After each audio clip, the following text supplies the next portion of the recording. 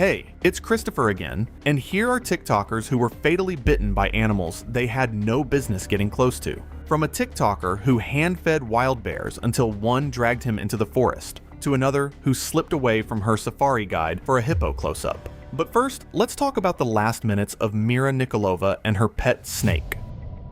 It was October 3rd, 2018, in a third-floor apartment on Ulica Positano in Sofia, Bulgaria, where TikTok livestream viewers were about to watch a preventable death unfold through a phone screen. Mira Nikolova worked days at a print shop and streamed on TikTok with exotic reptile content late at night when her numbers were highest. I think it's worth noting that she had no formal training, no handling license, and no legal permit for any of the animals in her apartment, which had already drawn prior attention from local animal control complaints. Additionally, her reputation was built on proximity, opening enclosures on camera, moving animals by hand, responding to viewer pressure with the kind of ease that reads as expertise to anyone who doesn't know the difference. Her centerpiece was a black mamba, which was believed to be sourced through an informal exotic animal trading network operating across Eastern Europe. Now apparently, streams featuring it consistently pulled 2 to 3 times her average viewership. Black mambas are named for the ink-black interior of their open mouth, not their scales, which are olive gray. Adults reach 8 to 9 feet and carry a neurotoxic venom that, without treatment, can kill an adult human in under 45 minutes. They are reactive animals that respond to enclosure stress and sudden exposure with no readable warning, and boy did Mira hit all the check marks. Roughly 40 minutes into the stream, she opened the enclosure to reposition the animal closer to the front panel for better lighting. The mamba struck her right hand before her arm had fully entered the space. She pulled back and held the hand against her chest. Now here's where it gets crazy. She told the stream it might be a dry bite, 2 small puncture marks, minor bleeding at the entry points. Additionally, she said that she'll call emergency services later and that she got time before symptoms get serious. And sure enough, within minutes, her speech began to slow, enough that multiple viewers clipped the timestamp. Moments later, she was seated against the wall beneath the terrariums, both hands trembling with a fine, sustained irregularity visible on the wide-angle feed. She attempted to stand twice. Both attempts ended the same way, a slow descent back down the wall, not a drop, but a coordination failure, each movement slightly less controlled than the last. Salivation was visibly increasing. Her breathing became audible through the microphone. Each inhale slightly incomplete, each exhale slightly longer, and 50 minutes later, she was on the floor, back to the wall, legs extended. The stream was still running. Viewers contacted emergency services in Sofia. Confirming the address took time. She had never disclosed her location publicly, with several callers only able to provide partial identifiers from the live stream overlay rather than a verified physical address. The landlord was reached separately. Emergency response arrived over an hour after the bite. That was way too late. She had died minutes before. Coroner findings recorded acute respiratory failure, secondary to neurotoxic envenomation, consistent with black mamba bite, with neuromuscular paralysis as the primary mechanism. Time from bite to death was estimated at under 55 minutes. No antivenom was administered prior to cardiac arrest. Local authorities later seized the apartment and confirmed multiple unlicensed exotic reptiles were being kept in unsafe conditions, prompting an investigation into illegal wildlife trafficking channels in the region. After multiple flags, the platform took down the video. In my opinion, Mira understood the risk better than she let on. What she never accounted for was the difference between knowing something is dangerous and actually believing it will happen to you. That gap closed in under an hour, on camera, while thousands of people watched, and almost nobody moved fast enough to matter. And unlike Mira, who made one catastrophic mistake in a single moment, the next TikToker spent months building toward his. It was August 14, 2018, in the forested outskirts of Predeal, where the tree line thickens fast, and a 24-year-old man spent the last functioning hours of his right arm convinced that what was escalating in front of his camera was content. Gabriel Barbu had roughly 500 followers on TikTok at the time of the incident, built almost entirely on wildlife proximity videos filmed near the Carpathian forest edge. He filmed on evenings and weekends, hauling a mid-range camera and a portable ring light into the brush. His roommates, Kosti and Morel, occasionally accompanied him, watching from 33 to 44 yards back. Gabriel's content strategy was simple, and by his own framing in previous videos, deliberate. Leave food at a consistent location near a known bear corridor, return at dusk, film whatever approached. He had been doing this for approximately 6 weeks at the same site, a shallow stream, clearing bordered by beech and spruce, roughly a quarter of a mile from the nearest village road. The same young male brown bear had appeared at the site on at least 9 prior occasions, a fact Gabriel documented and celebrated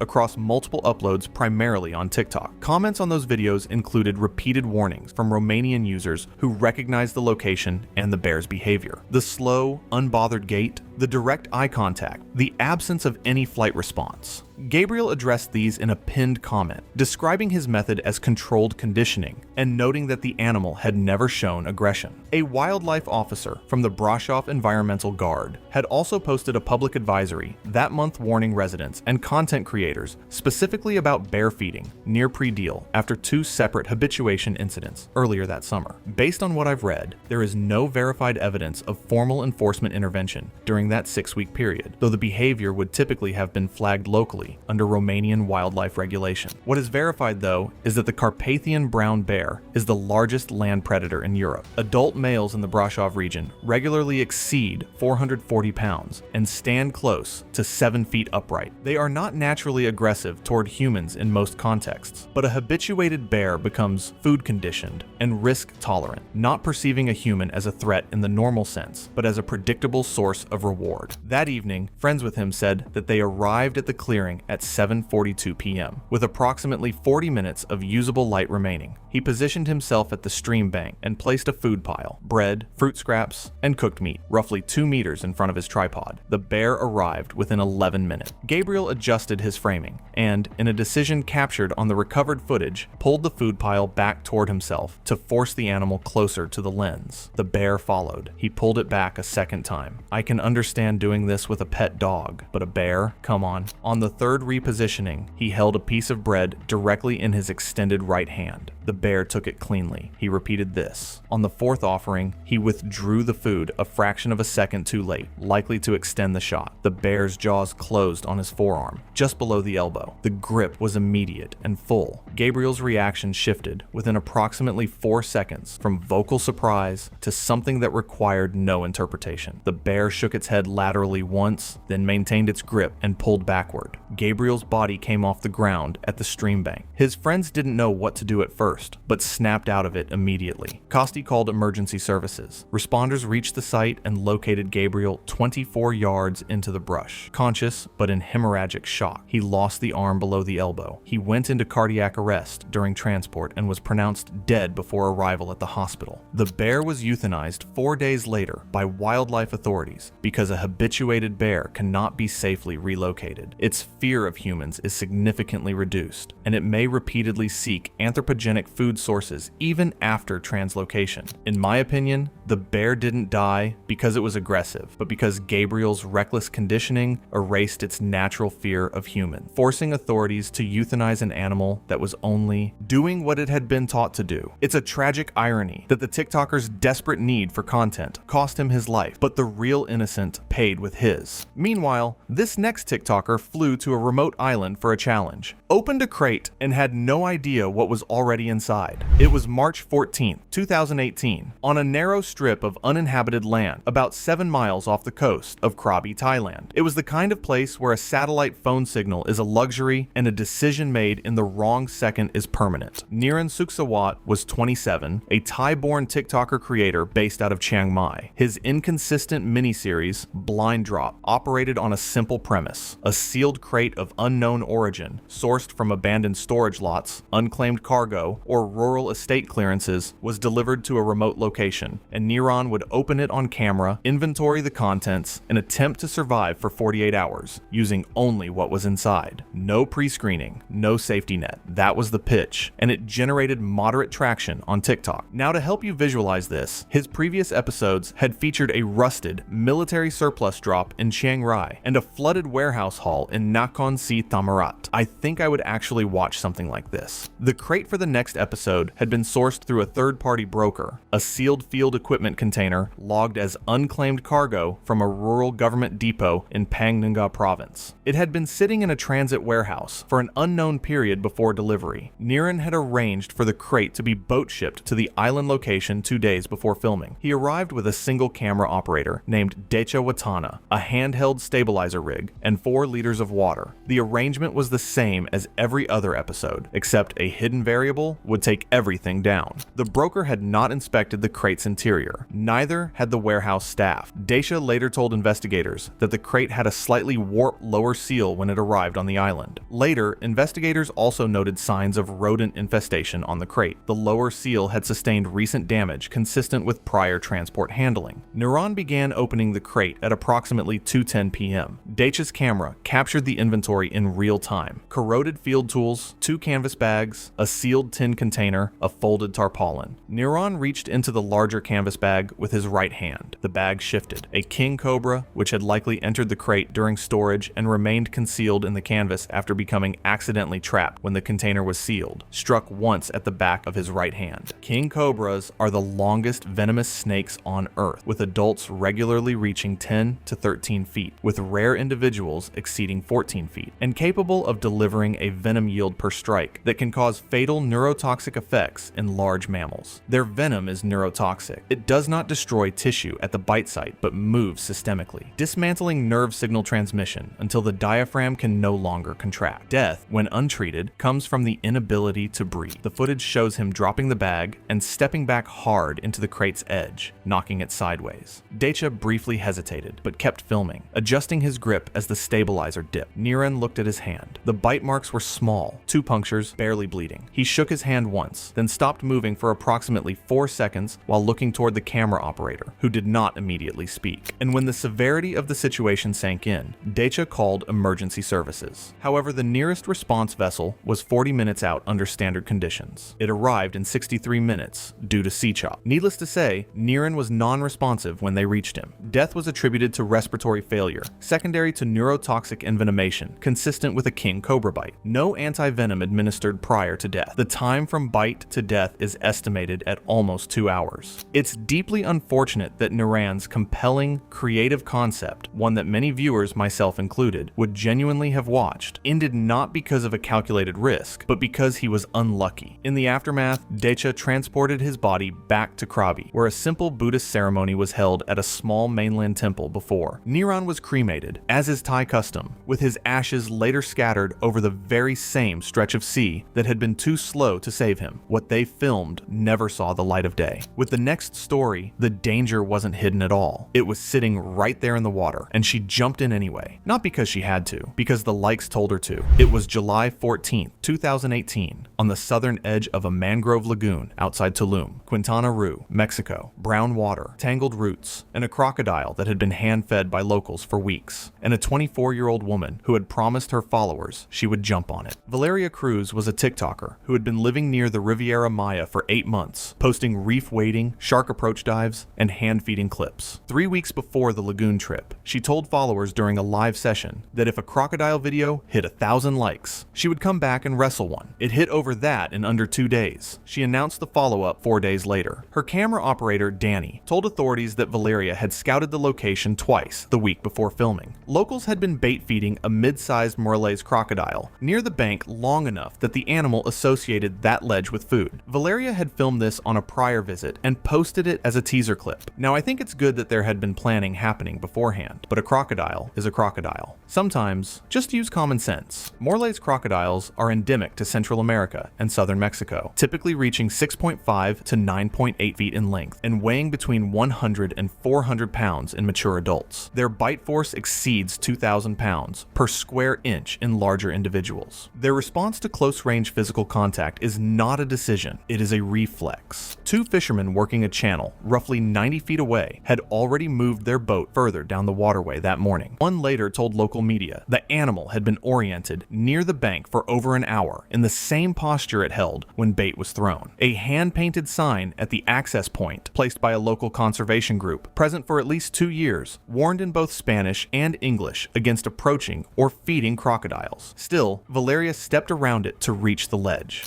Danny was filming from a flat-bottom boat, roughly 15 feet offshore. A According to witness accounts, Valeria was at the ledge for approximately 40 seconds before she stepped off into the shallow water directly beside the crocodile as it surfaced. The crocodile was less than 5 feet below when she made contact. The animal did not pause. Its jaws closed around her right forearm in the same motion as the roll, a full lateral snap with no interval between contact and bite. The grip locked immediately. She screamed twice. Both sounds were cut short. The animal drove into a death roll, its full body rotating and pulling her sideways off the ledge and into the water. Danny said that the scene became rapidly obscured by splashing and sediment, preventing any clear visual confirmation of injury severity in real time. She went under still audibly screaming. The sound stopped when the water closed over her. The footage shows the surface disturbing in 2 separate locations within seconds. A brief secondary surface disturbance was visible nearby, but it was not clearly identifiable due to turbulence and low water visibility. The surface did not break again. Danny screamed from the boat. The 2 fishermen moved toward the bank within minutes, but did not enter the water. At least 2 additional crocodiles were visible near the far bank. Emergency services were contacted, but the recovery of the body was not completed for nearly 4 hours. She had no way to survive for that long. Ultimately, her death attributed to traumatic hemorrhage and drowning secondary to crocodile attack. Near complete degloving and crush fracture of the right forearm, consistent with high force bite and rotational trauma. Secondary bite injuries to the left shoulder and thorax. Death ruled accidental. Some things are just blatantly stupid, and this is one of them. Valeria Cruz did not stumble into that lagoon. She scouted it, announced it publicly, and jumped in front of a camera because a number on a screen told her to. The sign was there. The fishermen had already moved. The animal had been conditioned to respond to anything near that bank. None of it was hidden. Common sense is not complicated. It just requires someone willing to use it more than they want the content. Up for another TikToker who thinks of views first over safety? This next guy pushed the boundary a little further than the last until the day the boundary pushed back. It was September 14th, 2018 on Rinca Island in Komodo National Park, Indonesia, and the feeding platform smelled of raw goat and standing heat, the kind of stillness that precedes something permanent. Dimas Santoro was 24 and had spent 4 years around private reptile collections near his home, experience he treated as expertise. Staff at the Rinca site described him as attentive but overly eager, constantly pushing boundaries for content on his TikTok account. He had been volunteering at the feeding site for 11 days, assigned only to document feedings from a marked safe zone behind the barrier under ranger supervision. He was not authorized to participate or handle feeding equipment. Days earlier, he told a colleague that a feeding live stream with a wild Komodo dragon would boost his following. He arrived carrying a tripod, a handheld camera, and an aluminum meat hook pole that was not park issued or approved inside the enclosure zone. I think all of you are familiar with Komodo dragon. They are the largest living lizards on Earth, with adult males on Rinca regularly exceeding 9 feet and 150 pounds. Their mouths carry over 50 bacterial strains, and venom glands produce anticoagulant compounds that prevent blood from clotting. They do not telegraph aggression in obvious ways, but they do display warning behaviors such as hissing, rigid posture, and low tail tension before striking. That morning, the site coordinator noted 2 dragons near the feeding area. Now, according to interviews, Dimas was portrayed as charismatic, and that's probably why they told Dimas and the 2 staff members present to keep the session short and maintain spacing. If that was me, I would have hauled him out of there. Dimas had heard it, and yet, according to the staff, he still made a light comment about being overly careful. Dimas stood at the eastern platform railing, pole extended, lowering goat meat toward the first dragon 8 feet below. A second dragon had entered the frame's peripheral zone 4 minutes in, approaching from behind along the platform base. Staff were present, but focused primarily on the first dragon, and did not maintain continuous visual sweep of the full perimeter. Moments later, Dimas crouched and reached his right hand down to reposition the meat on the hook. The second dragon, still not visible on camera, lunged upward from below the platform edge and clamped its jaws around his right wrist. Komodo teeth are recurved and serrated, designed to hold rather than release. The initial bite drove through the dorsal tendons and into the joint. He pulled his arm back hard. The dragon initially held, then readjusted its grip rather than maintaining a single continuous clamp, pulling with equal force and not fully releasing. Each second of resistance widened the wound. For roughly roughly 30 seconds, he was standing motionless at the railing, arm extended downward at an unnatural angle. A handler reached him within seconds and struck the dragon's mid-body with a pole. It released. However, the bleeding was immediate and heavy, dark, spreading fast across the platform boards. Staff applied direct pressure and began moving him toward the boat dock. A staff member called the Park Emergency Line at 10:31 a.m. The evacuation boat left Rinka at approximately 10:55. Medical care was reached on Flores Island just under 1 hour later, and for the severity of his injury, that was a fatal window. Demas knew the risk and made a calculated bet that closer proximity would produce better TikTok content. What's frustrating isn't the single moment. It's 11 days of small boundary violations that nobody stopped, each quietly becoming the new baseline. The system around him kept letting the inch slide. That's how these situations build, and exactly why they keep happening. The next story is about a bite in broad daylight that didn't register as a death sentence. It registers as a bad morning. It was March 14th, 2018, on a scrubland trail outside Windhoek, Namibia, and before the sun had fully cleared the Comus Hochland Ridge. A young TikToker was filming herself, running into something she would not recognize as a death sentence until it was a week too late. Alina Venter was 27, a fitness content creator with a small TikTok following, built almost entirely on trail running footage shot in the semi-desert reserves surrounding the capital. She ran at sunrise because the light was better and the heat had not arrived yet, and she had built a brand around running alone. No crew, no handler, just a chest-mounted camera, and whatever the landscape offered. Her content was disciplined, 6 days a week, every upload tagged with mileage, splits, and whatever wildlife she passed. Apparently she had been running the same 9-mile loop for 3 weeks, long enough to know where the trail narrowed, where the thorn scrub thickened, where animals crossed in the early morning. At approximately 6:20 a.m., 2 miles into her run, her camera footage shows a medium-sized stray dog emerging from the right side of the trail in an uneven, disoriented pattern, drifting offline and pausing between short advances, its head low and movements uncoordinated. It was not startled. It was not fleeing. Alina slowed down and narrated that it was acting strange and that maybe it needed help. Now I've watched so many TikTok to know that she likely thought of saving this dog for content. She kept the camera steady. She did not move off the trail. The dog made several short, unstable advances, briefly circling and reorienting before committing to a sudden lunge and biting into her lower left calf twice in rapid succession. She screamed and kicked it sideways. It turned and bit again near the ankle before a second kick sent it into the brush. The footage shows her looking down at the wound, then back at the camera. Her immediate reaction shifted as the bites registered. She stopped running entirely, stepped backward off the trail edge, and broke filming briefly as the camera dipped and audio cut out. Both bites bled through her sock. She rinsed the wounds with water from her bottle and applied pressure with her hand before assessing the injury again.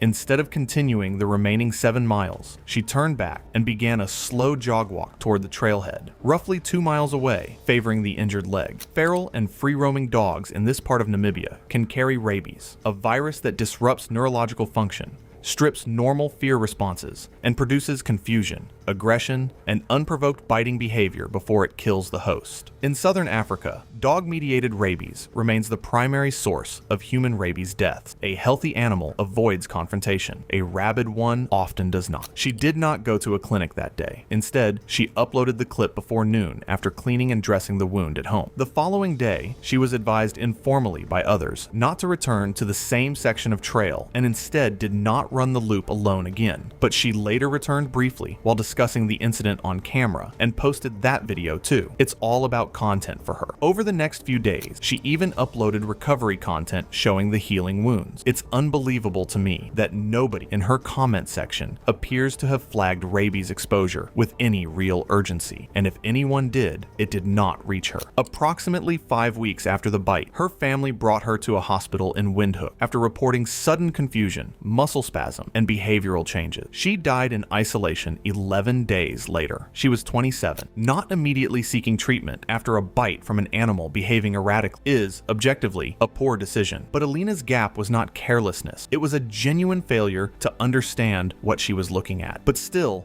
get yourself checked if you've been bitten by any wild animal. For our last story, all this TikToker had to do was do a quick Google search to know about why you don't mess with hippos. It was March 14, 2018, on the eastern bank of the Masasa River corridor near Lake Manyara, Tanzania. Bear with me as another TikToker spent the last seconds of her life walking towards something that had already decided she was a threat. Nala Kimaro ran a TikTok account focused on traveling. She had built 3,000 followers over 2 years of safari content, close framing, no fences, the kind of footage that made viewers feel like they were standing in the bush themselves. I'm personally a fan of content like hers, but to be honest, I've never considered the danger behind those videos. For this trip, the guide, Tobias Marima, had already told her twice. Once at the briefing before departure, and once at the water stop 40 minutes earlier when she raised the idea of stepping out near the bank. He refused both times and logged the refusals in the vehicle record. A second tourist on the same vehicle, a retired teacher from Nairobi named Shebet Oluwag, later told rangers that Nala had gone quiet after the second refusal, which she described as the kind of quiet that means someone has already decided something. When Tobias stepped briefly around the rear of the Jeep to radio base camp, Nala exited through the side door during a brief moment when the vehicle was stationary at a permitted viewing pull-off, partially obscured by reeds and engine restart preparations, with her phone mounted on a stabilizer grip. Chebet watched her walk toward the bank. A submerged hippo had been visible for several minutes, just a set of nostrils, and the top ridge of the skull above the waterline, motionless. If you've been a fan of this channel, you know that hippos are not passive animals with a geography problem. They are among the most dangerous large mammals in Africa, responsible for an estimated 500 to 3,000